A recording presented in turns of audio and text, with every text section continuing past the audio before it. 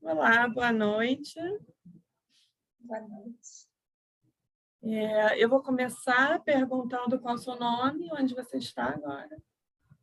Eu sou Andréia e moro no Rio de Janeiro, Brasil.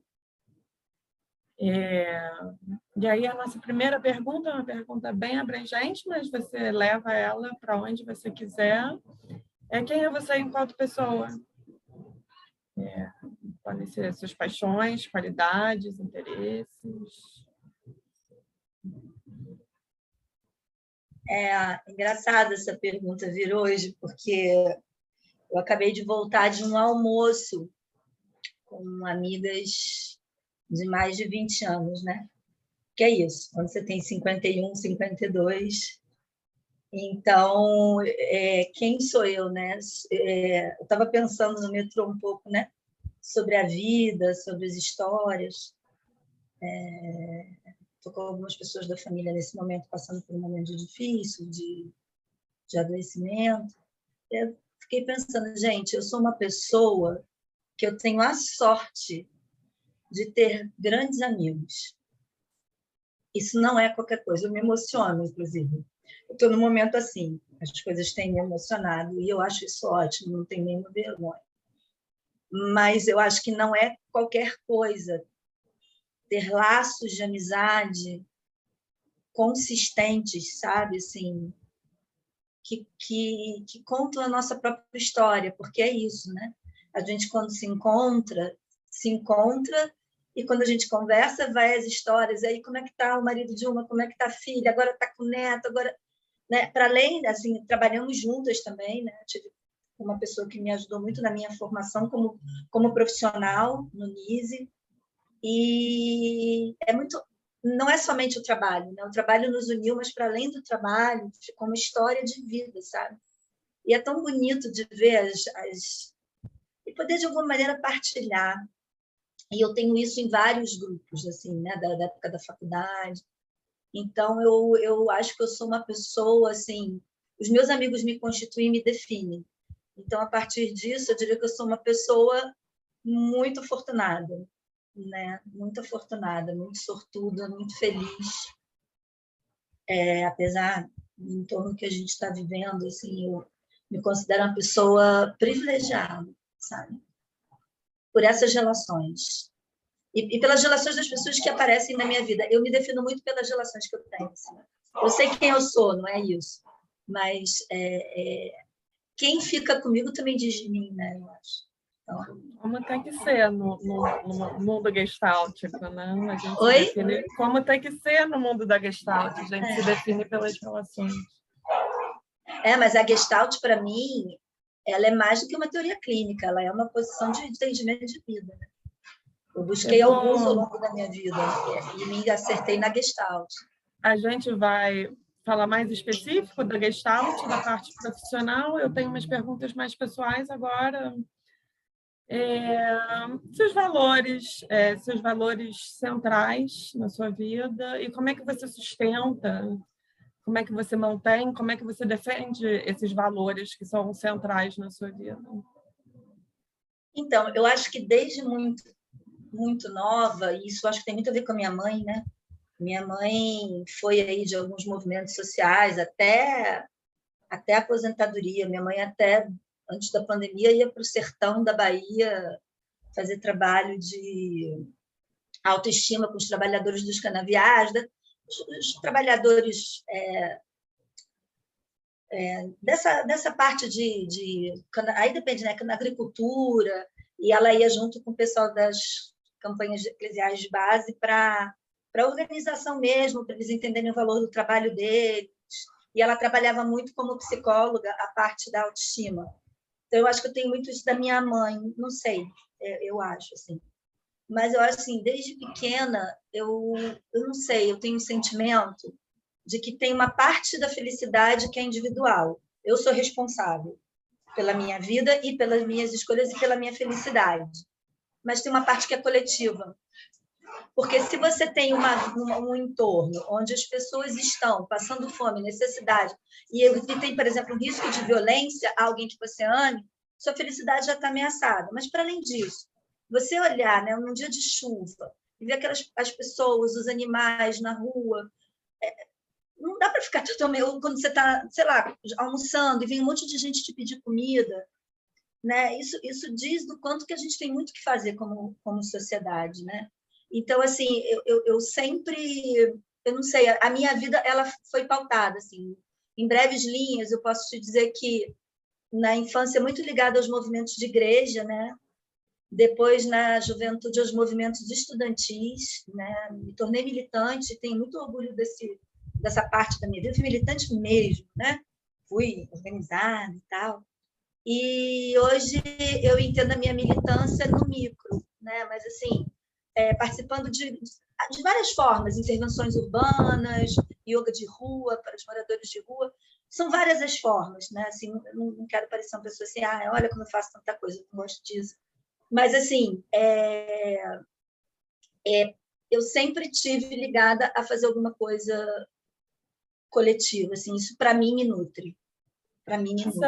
Você falou de uma fase de militância mais intensa, tinha um foco, era uma militância com um foco mais específico, ou era uma militância estudantil mais Não, geral? militante, eu fui da geração Fora Collor, aí fiquei organizada na Convergência, depois no PSTU, fui da primeira secretária de mulheres da Uni, fui eu, e Tatiane Araújo pela UBS, assim, né, na questão das mulheres e tal, não, fui assim, bem... Cheguei a cursar jornalismo, porque larguei a psicologia, acredite, fui fazer jornalismo, porque eu achei que a psicologia privatizava os problemas sociais, essas coisas, né?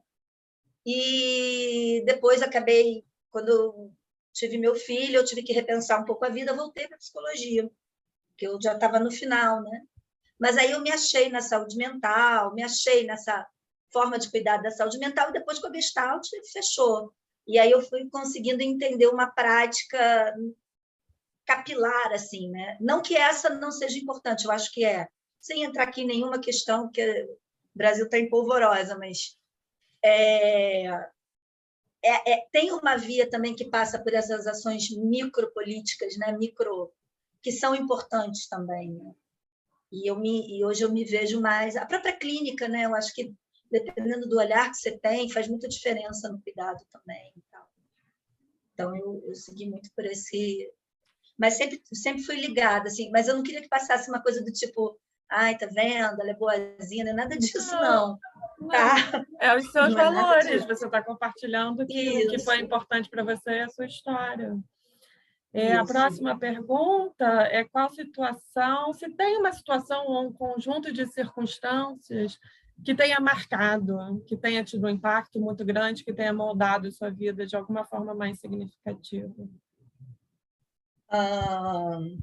Eu tenho uma memória infantil, que foi quando eu comecei a ficar ligada nos movimentos de igreja, porque o meu colégio era católico, que foi um dia de chuva, nunca mais me esqueço disso, num dia de chuva. Eu era pequena, estava no carro, eu, meu pai, minha mãe, todo mundo num Opala, né, se protegendo da chuva, e tinha um menininho todo ensopado, ele devia ter a minha idade vendendo chiclete.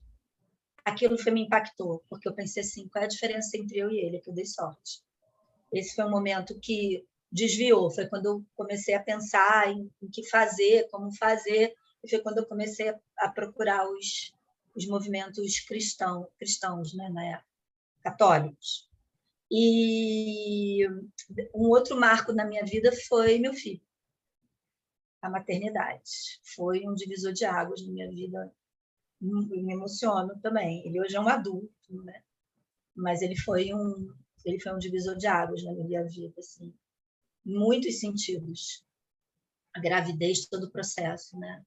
Me senti muito plena, muito, muito feliz e, nossa, não sei nem te nomear muito assim, o que é essa experiência, mas foi outro divisor de águas.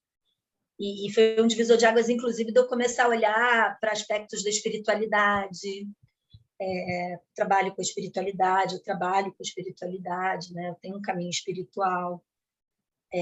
Isso passou muito por ele, assim, pela maternidade, esses cuidados de uma outra ordem, né? Assim, que não sejam só do macro, mas desse micro.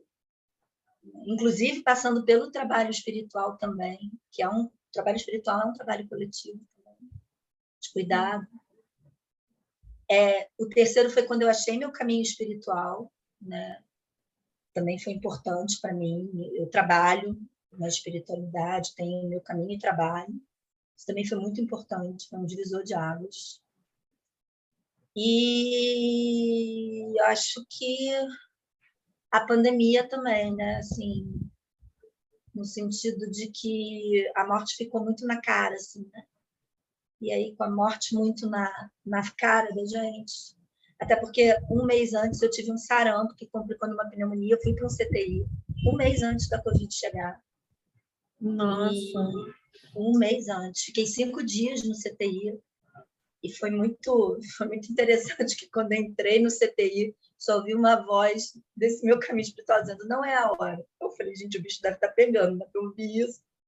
E aí, bom, acho que várias coisas ali se processaram. E aí, 3 dias depois, o médico veio me dizer, né, dos riscos que eu tive, porque eles não dizem na hora, né? Dos riscos que eu tive, de tudo que podia ter acontecido, e que ele não sabe explicar, mas que tudo eu respondi muito rapidamente, o que é bom. Aí eu, não, tudo bem, que bom que foi rápido, assim, né? Mesmo assim, fiquei 5 dias no CTI. Então, você imagina se tivesse sido devagar, né? Mas aquela experiência também, porque eu falei, gente, que é isso? Assim, o que eu estou precisando aprender, ver, né? Na questão de autocuidado mesmo, de cuidados. E aí, logo depois veio a pandemia. Eu falei, gente, é o ano, né, que a gente realmente tem que olhar o que é importante na vida, né? Eu fiquei muito com essa sensação. A pandemia teve isso do coletivo mais individual, né? Por um lado, parece que todo mundo viveu a mesma coisa, mas todo mundo viveu de uma forma muito particular, de acordo com sua situação. Até a história recente, eu não conhecia ainda alguém que tinha uma história médica tão junto com a pandemia. A próxima pergunta você já respondeu um pouco, né? Que seria uma pessoa. Você já deu 2, não sei se você quer falar de mais alguém. Pessoas tiveram um impacto na sua vida enquanto ser humano e como que foi esse impacto, como é que foi essa transformação? Eu falei da minha mãe, falei do meu filho, né? Você falou do menino que você viu na chuva. Menino também, é verdade. Eu acredito, assim, porque eu acho que foram muitas pessoas que me impactaram, assim, né? É isso, as pessoas realmente me impactam e eu tenho muita sorte. Mas a Carmen, que foi essa pessoa, uma dessas minhas amigas que eu fui almoçar hoje também, ela é uma das pessoas que eu conheço de uma generosidade e de uma capacidade de transformação, sabe? Aquela coisa de você, a vida te dá limonada, te dá limão, faça limonada. Ela tem essa capacidade com as coisas mais fortes, né? Que existem, assim.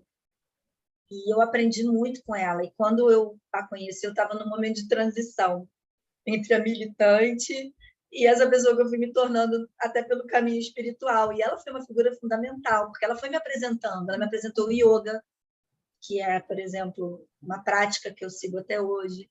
Né? Ela me apresentou algumas formas, né, de ir acessando esse caminho que eu desconhecia, assim, né? Então, ela foi assim muito, ela foi um divisor de águas também na minha vida.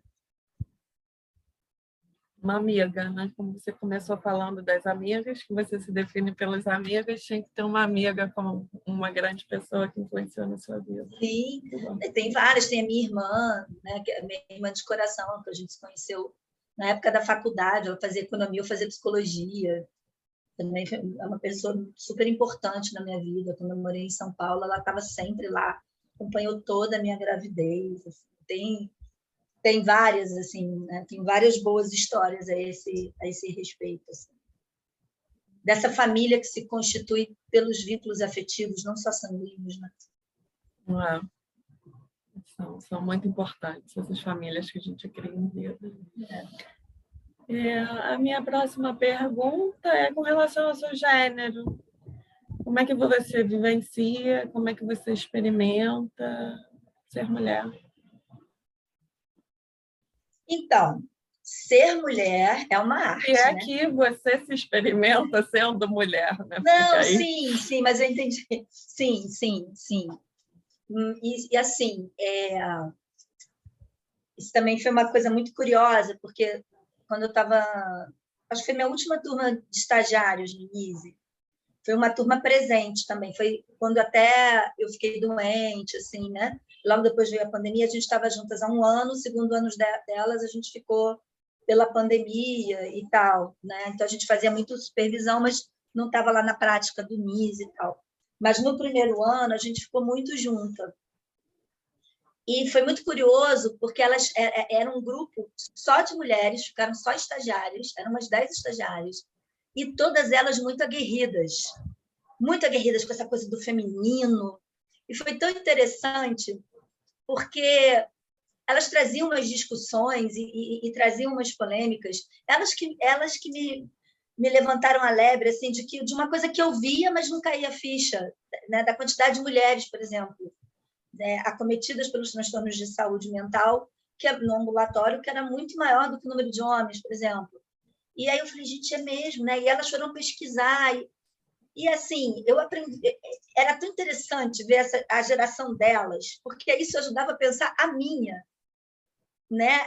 Aí eu falava, gente, aí um monte de coisas que elas levantavam, eu falava, gente, na minha época, a gente entubava isso, ou aquilo, nananã. Então, assim, e olha que eu fui militante do movimento feminista, né? Eu ainda me considero. Então, assim, eu acho até que eu já era um ponto fora da curva, né? Eu fui do grupo que andava sem a parte de cima, nas praias de Ipanema, não sei o que, pela liberdade. Né? Eu acho que da minha geração ainda fui alguém mais com algum sentimento ali, né? Mas, assim, aí eu saquei que essa parada de ser mulher, eu acho que é uma parada de ser gente, né? É uma construção permanente, né? Porque o contato com elas me fez repensar uma série de coisas, né? Que eu não questionava e que agora eu questiono. É muito interessante isso, né? E algumas crises que eu tinha, que eu estou envelhecendo, eu falei, gente, não tem que ter essa crise, não. Isso é um problema do patriarcado. Tem razão. Isso é um problema meu. É muito legal, assim. Então, eu acho que esse ser mulher é uma construção, né? Assim, e eu entendo que a gente está num momento de muita efervescência. Confesso que muitas coisas eu não me debrucei até para entender. Eu gosto muito de ouvir e tal, mas o que eu acho bacana, independente, né, do que eu não entendo ou entenda, é que é isso, né? A gente está podendo discutir que ser que se quer ser, seja de que forma for, né, de gênero ou não gênero, né? Mas assim, o que são essas constituições? Assim, eu acho isso muito bacana. E como mulher, eu me sinto muito empoderada. Eu acho que mulher que tem filho não é à toa, porque Deus é sábio. Me perdoem os homens, não fiquem chateados comigo, mas não é à toa. E eu acho assim, o poder feminino tem um poder, sabe? Tem um poder. O masculino tem o dele, né? Também. Não estou destituindo o masculino, não. Somos complementares, né? Mas ser mulher eu acho assim muito bacana. Todas as nossas fases, né? Eu agora com 50 e pouco já estou entrando aí numa outra fase do ser mulher, né? São outros arquétipos, né, que entram em questão da mulher sábia, né, da mulher que daqui a pouco não tem mais a capacidade de ter filhos. É um outro, né? É um outro. Tenho lido, peguei agora a Simone de Beauvoir para pensar um pouco esse processo de envelhecimento, né? Mas assim, e também o tarô tem um tarô que é um tarô das mitologias, né, dos vários arquétipos femininos das deusas. Aí estou mais ligada assim a Baba Yaga, né, essas mulheres que já estão num outro ciclo, Eu não né? conheço esse do tarô. Depois a gente Tarô das troca Deusas, depois eu te mostro, sim, é muito Uma das minhas bacana. grandes amigas é muito envolvida com tarô. Vou pegar o nome desse livro aí. É Oráculo da Deusa. Oráculo da Deusa. Excelente. Bom, né? Como é que você vivencia, experiencia o seu gênero, você acaba sua fala falando da deusa. Muito bom. Porque é isso, somos deusas. Muito bom. Somos deusas. E aí você também já falou um pouco, mas se você quiser elaborar um pouco mais, como você tem percebido sua idade, como é que você está vivendo a sua idade, essa fase da sua vida? Não sei se você já falou um pouco. Não, então, eu sinto que eu estou entrando numa outra etapa da vida. Por exemplo, eu acho muito curioso que algumas pessoas, quando eu falo que eu tenho 51, né, que eu vou fazer 52, calma, gente, eu vou fazer 52, tem uma pressa de dizer assim, eu sei que é com boa intenção, mas assim, mas não parece. Aí eu brinco, não, parece sim, é isso, eu tenho isso. Não preciso ter menos, né? Preciso ter menos, eu tenho isso. E eu tô me construindo, né, nessa nova fase, né? Assim, aí tem uns aspectos como a menopausa, por exemplo. Eu não tô, né? Eu faço reposição, mas eu faço a natural. Tintura de sálvia, né? Eu tô com uma médica que é uma bruxinha, mas assim, em algum momento ela vai chegar, em algum momento eu vou me ver com essa. Porque uma coisa assim, eu dizer para você assim, eu não quero ter mais filhos. Quero netos agora, que eu digo para o meu filho, eu quero neto. E ele não vai vir tão cedo. Eu falei, tudo bem, mas eu continuo pedindo. Mas, assim, mas outra coisa é quando eu não tiver mais a possibilidade, entendeu? É diferente. Tem uma mudança. Eu hoje posso decidir, posso correr o risco. Vai ter uma época que você não vai ter mais. E, obviamente, isso traz outras coisas, né? Tem mudanças no corpo, né? Então, eu estou muito assim, me construindo com essa idade, né? Me orgulhando das minhas rugas. Eu pratico yoga, né? Pratico yoga quase todos os dias. Entrei nesse mundo também como profissional. Agora estava falando com uma das minhas amigas que eu acho que eu preciso trabalhar um pouco mais o aeróbico, acho que vai ser importante complementar a yoga, né? Precisa, mas não por uma questão de peso, porque eu também, assim, eu vou aceitar o corpo que ele se apresentar para mim, assim, eu preciso me alimentar bem, cuidar de mim, mas o corpo. Aí vou experimentar agora também uns hidratantes naturais, né? É isso, assim, eu estou me construindo como essa mulher que eu ainda não sei como ela é, porque ela está em construção, mas com a potência que essa idade, que a idade traz, né? Porque tem uma potência. Eu, jovem, eu era uma pessoa muito, eu diria até um pouco desaforada, assim, sabe? Meio. A maturidade me trouxe bastante calma. Não, tem vários lados, vamos olhar. Né? Assim, e me trouxe outras coisas, me trouxe, eu não sei, eu tenho uma tranquilidade que eu não tinha mais jovem, não tenho a mesma inquietação, me sinto assim muito num lugar que eu sinto que as pessoas me procuram por um colo e eu gosto desse lugar, né? Antes eu era mais bélica, eu acho que era essa palavra que eu queria usar. Então, assim, é um processo que eu estou gostando, assim. É difícil também, por outro lado, né? Assim, porque seus amigos envelhecem também, os mais velhos já estão num outro momento, né? E aí você começa a pensar na hora que não tiverem.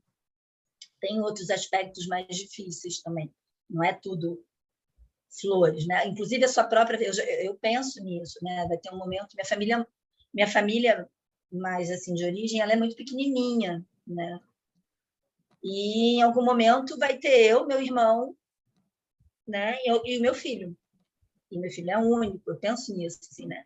Então, assim, um cuidado também, até para ver, assim, o que eu vou planejar na minha vida mais velha, o que eu vou organizar para mim, né?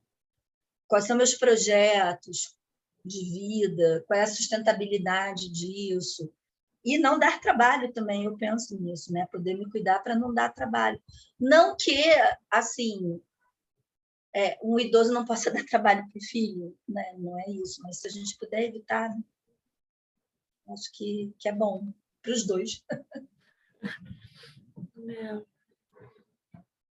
A outra pergunta é bastante central e você, em vários momentos, já tocou um pouco nela. É como é que você vivencia, experimenta, percebe privilégio e poder na sua vida? Oi? Privilégio e poder.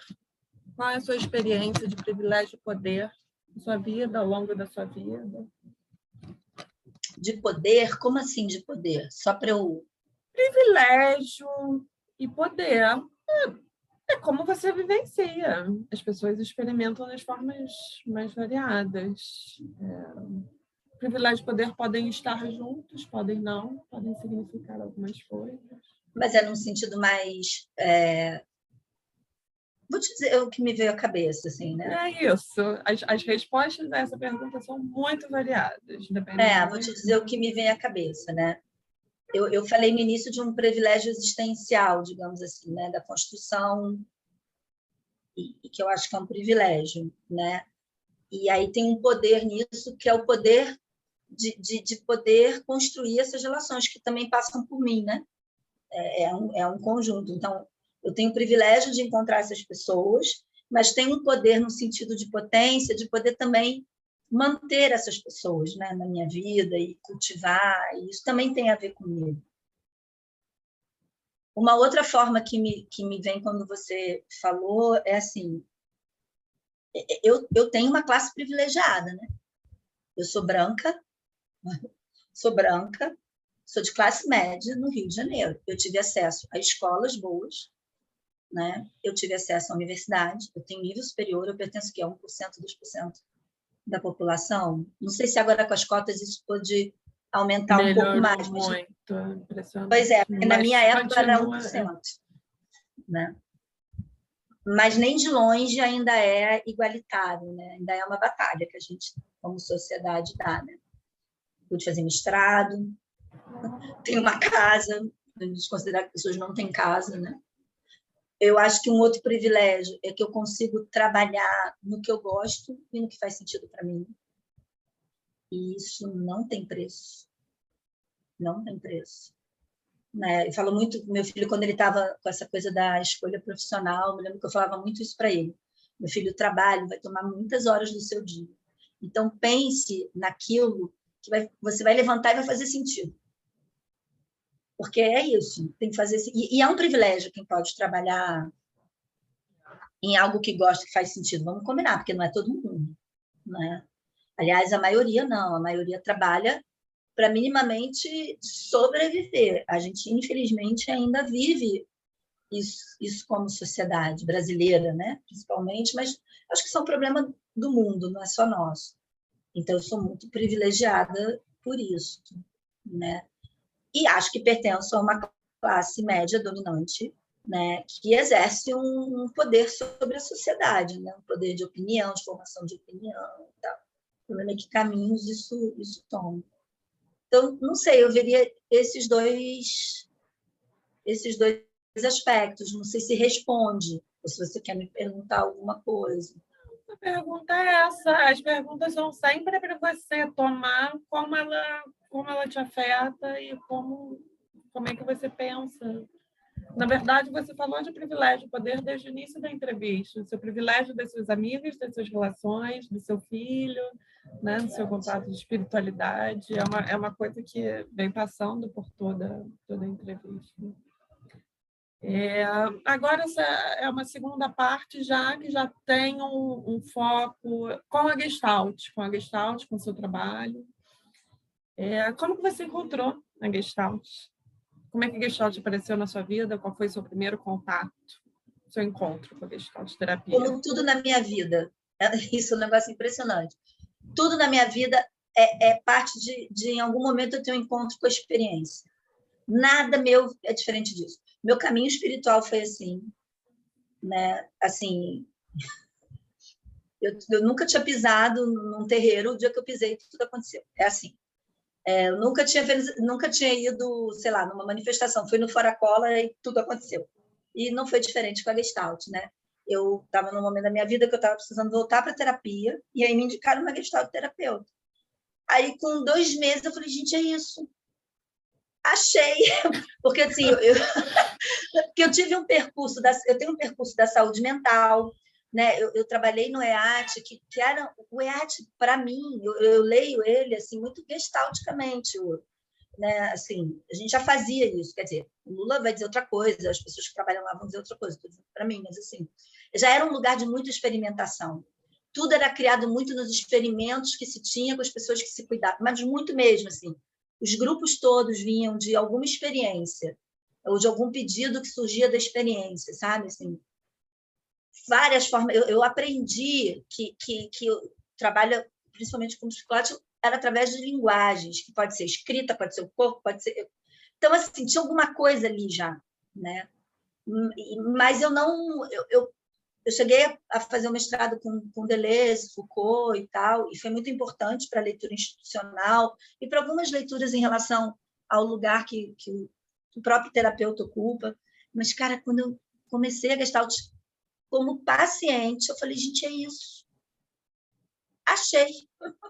E aí fui estudar. Eu falei, gente, é isso. Porque é isso. E ela não explica só clinicamente. Ela me deu as respostas que eu precisava para o mundo, para entender o mundo, para entender as coisas que eu faço hoje, que eu entendo que são coletivas também nos caminhos espirituais e tal. Então, assim, e até da yoga, e, por exemplo, por que eu faço, participei de yoga de rua antes da pandemia, né? Porque faz o maior sentido existencialmente. Primeiro que eu encontrei muita potência, né? As pessoas que moram na rua têm muita potência. Segundo, que assim, eu levava alguma coisa que era uma ferramenta para essas pessoas se desenvolverem, sabe? Assim, na potência delas. E eu aprendia com elas, e era uma troca. Então, e aquilo ali produzia efeitos no campo, né? Aqueles encontros a gente saía diferente. O sistema ali, né, o campo, ele tinha algo que se reconfigurava em mim e, obviamente, neles também, né? Então, teve um que eu fiquei sabendo que foi até para a fazenda onde eu meditava. Ficou um tempo lá com os monges, olha que bacana. Aí depois eu perdi o contato, nem sei se ele, né, virou um monge, vai saber. Porque virar monge é muito mais o despreendimento do que qualquer outra coisa. É você se desprender de família, de tudo, para seguir aquele caminho, né? Vai saber.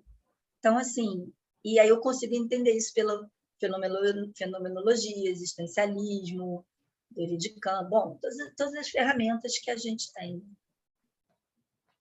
Essa pergunta, a próxima pergunta, acho que você já respondeu também, né? Você juntou as duas coisas. Seria, eu perguntei primeiro como é que você encontrou, depois o que atraiu. E aí você já falou, né? Essa vivência.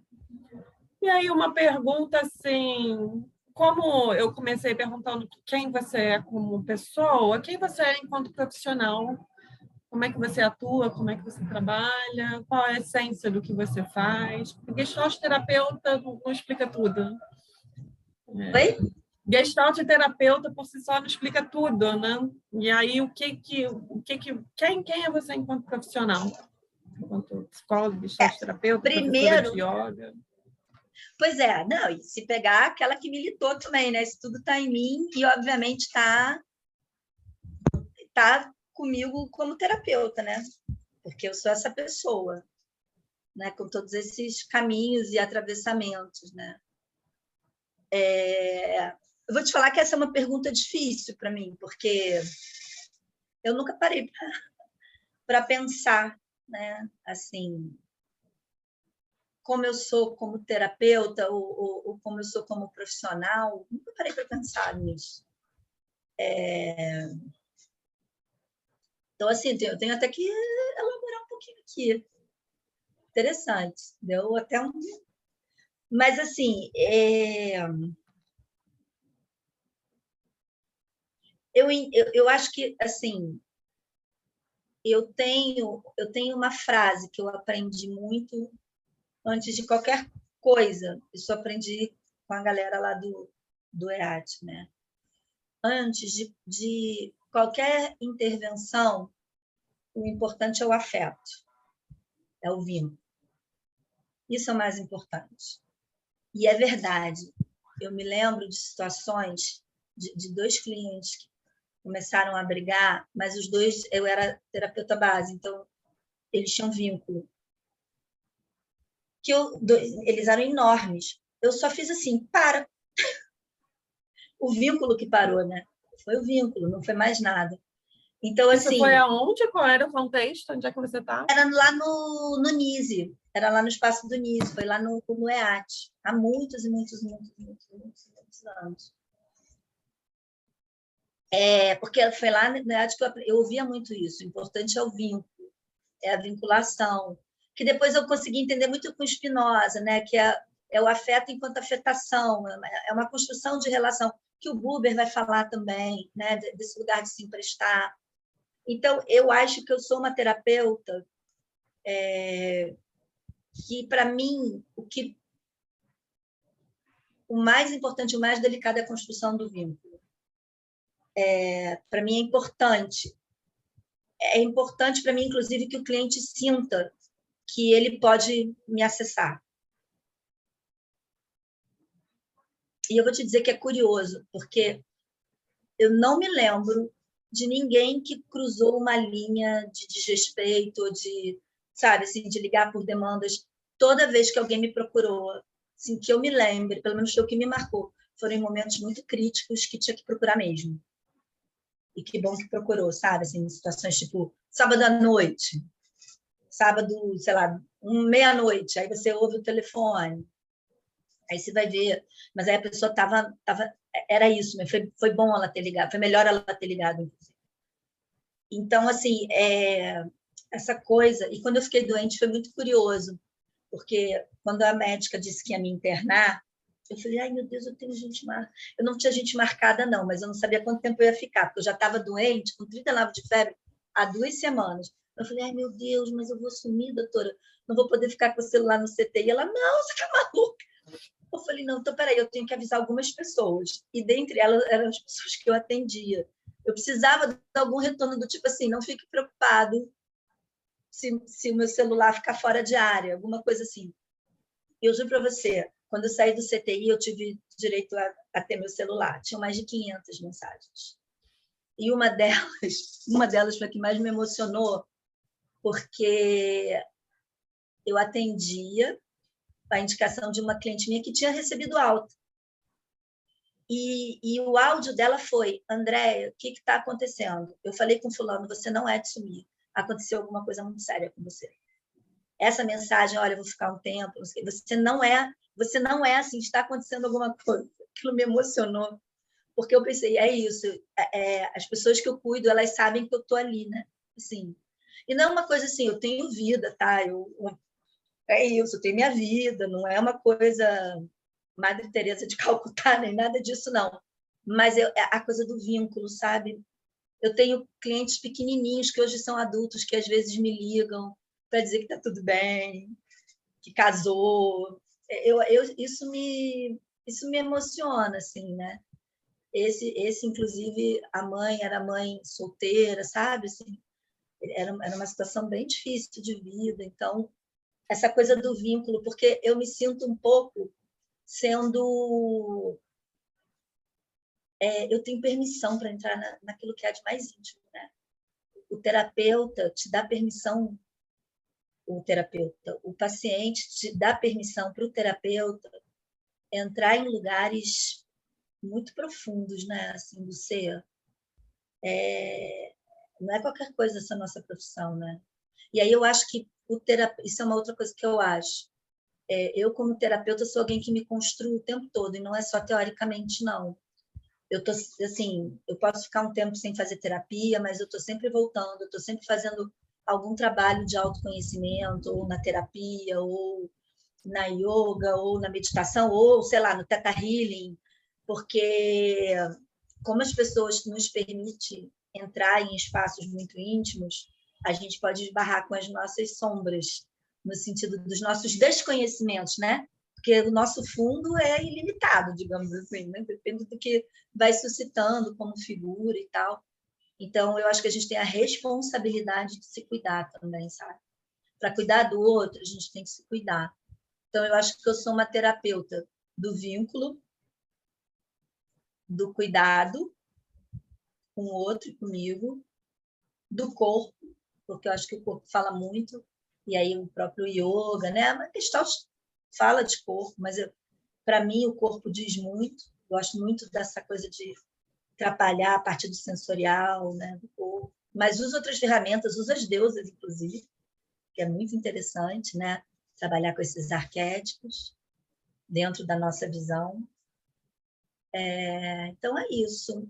Mas, ao mesmo tempo, acho que eu sou uma terapeuta meio indefinida, sabia? Como é que é isso, Então, indefinida?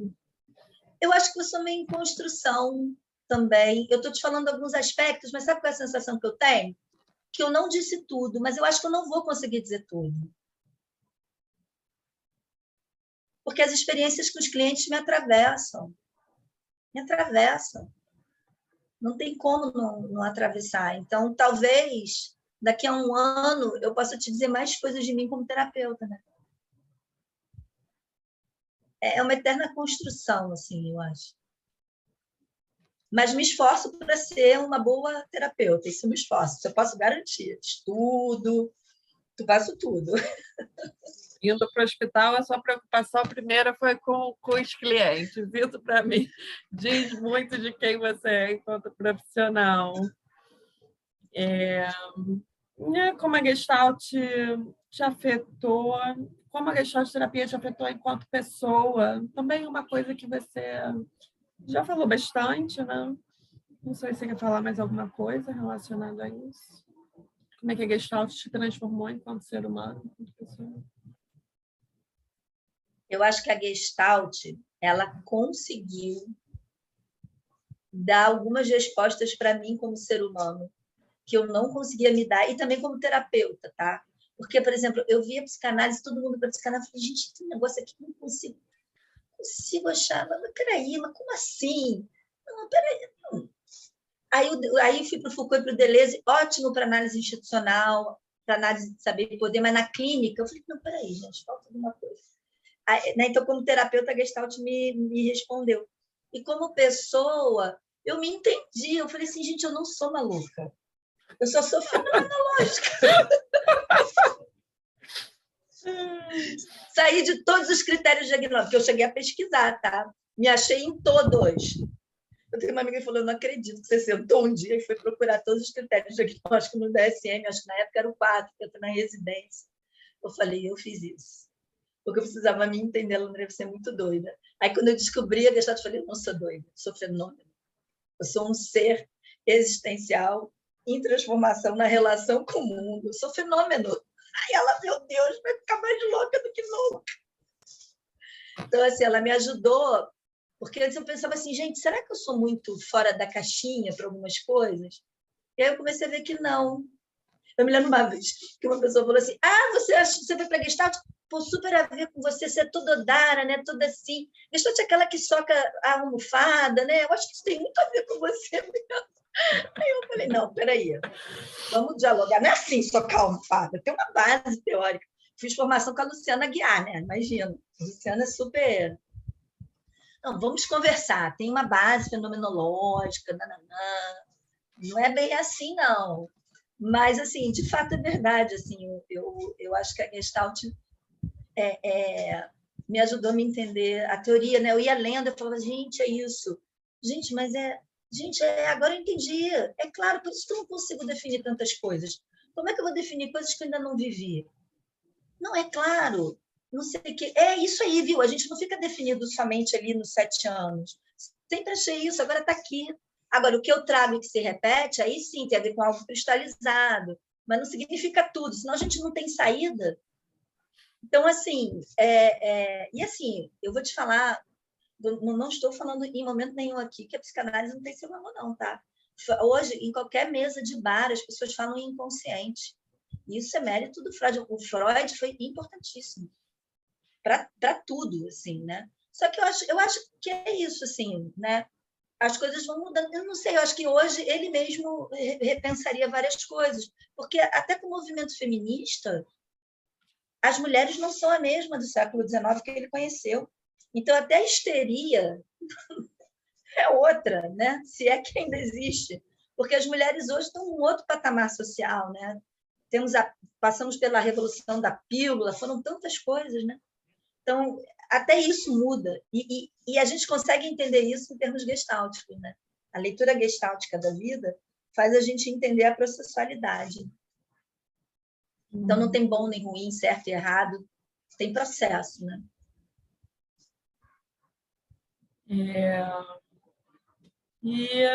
aí é uma pergunta com relação à comunidade. Você sente fazendo parte de uma comunidade gestáltica? Uma comunidade da Gestalt? Pergunta difícil essa também. Andréia, tá? Tenho a impressão que você tem várias gestaltes dentro da gestalt. Né? Você tem várias gestaltes. E que eu acho que isso é reflexo da própria teoria. Né? Assim, se a gente diz ali que tem... Então, eu acho que dentro da gestalt você tem grupos que se afinam mais, grupos que não se afinam. E assim, acho que isso faz parte, a partir do momento que você tem uma convivência pacífica, que é o que eu percebo. Assim, eu nunca vi nada que eu falei, meu Deus, temos um racha, nada disso. E aí, por esse prisma, eu me sinto pertencente a uma parte, digamos assim, né? Não que eu me sinta excluída pela outra, mas aí eu acho que passa mais pela identificação mesmo, né? Porque não tem neutralidade. Então, você se identifica com a pessoa, com o terapeuta, com aquela história, com as afinidades de ideia, não tem jeito, eu acho. Né? Não quer dizer que o outro não seja bom, mas para você pertencer a um grupo, eu acho que tem alguma coisa que nos liga, assim, né? Então, eu me ligo, sim, a algumas pessoas. Mas acho que nós temos várias gestaltes dentro da gestalt. Assim. E momentos difíceis? Você lembra, você tem registro de momentos mais desafiadores relacionados à Gestalt terapia, a sua experiência enquanto dentro de uma comunidade gestáltica nas suas várias facetas? Dentro da comunidade? Não. Não? Não. Não tem nada que me... Um desafio maior, uma dificuldade maior? Não. E as melhores lembranças? As melhores lembranças de ser gestalt terapeuta? Fazer parte também dessa comunidade?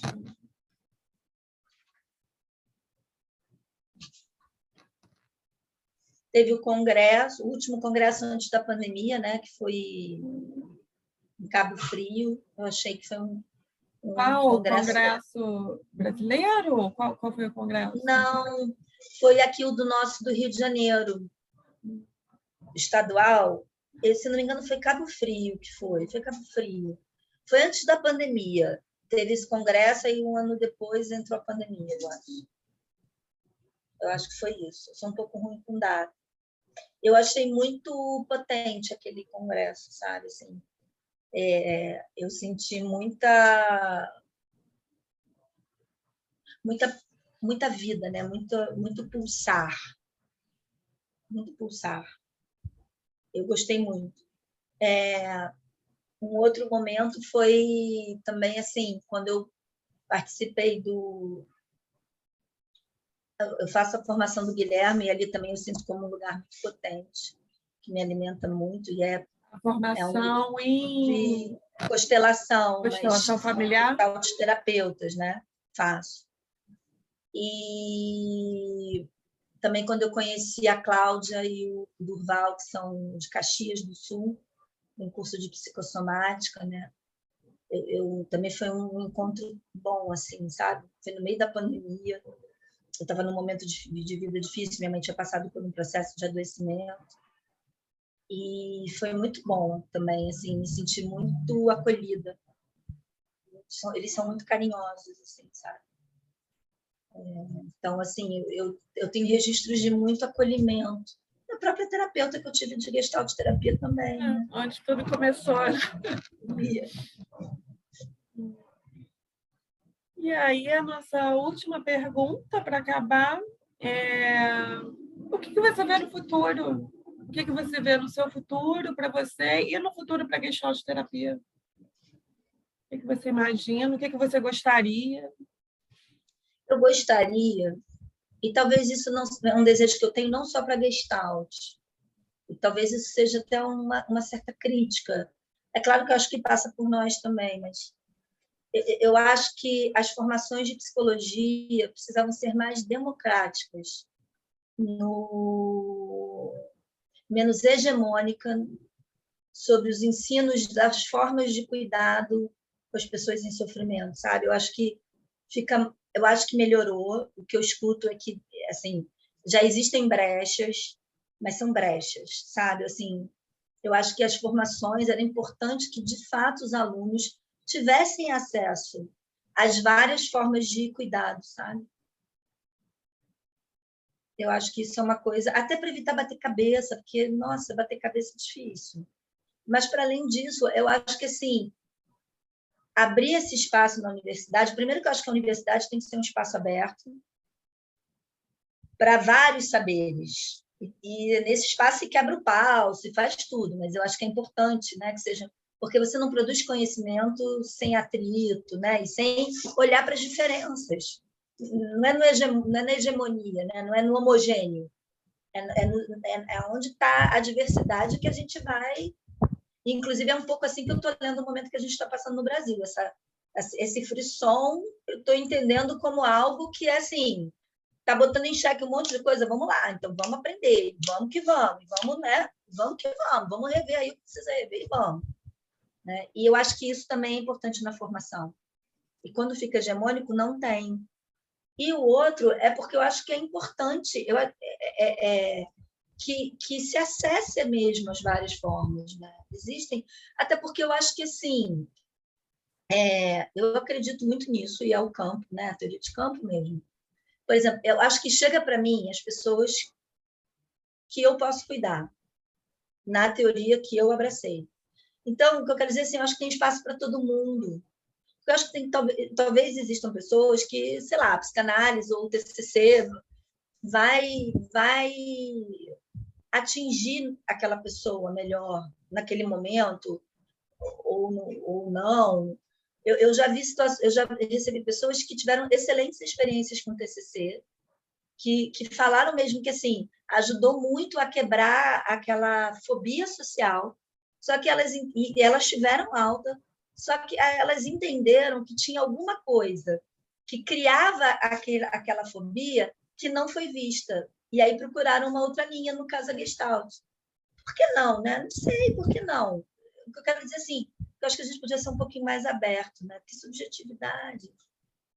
Então, assim, eu acho que é isso, assim. Acho que os espaços de formação poderiam ser mais abertos mesmo. Seria ótimo, eu compartilho esse desejo. Não seria mesmo, bom. Seria mesmo. Especialmente no Brasil, no nosso contexto, né? Seria muito, muito bom. Não seria bom, por exemplo, na Semana da Psicologia, você ter uma mesa de debate sobre o inconsciente, o fundo na Gestalt, ou não sei o que da TCC, como o Rogers pensa, o Jung, sei lá, não ia ser bom, assim, como é que é essa clínica, eles debatendo, não sei, várias formas, né? Mas a integração do todo, né? A gente fala da integração do indivíduo, a gente precisa integrar o social, o campo mais.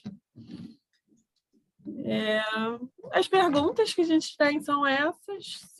Não sei se você quer acrescentar alguma coisa, se ficou alguma coisa que você tem desejo de compartilhar, que a gente não perguntou. Não, falei pra caramba. Então tá bom, então a gente pode terminar aqui. Claro, agradeço o convite, espero contribuir, né? Vi algumas entrevistas. Obrigada.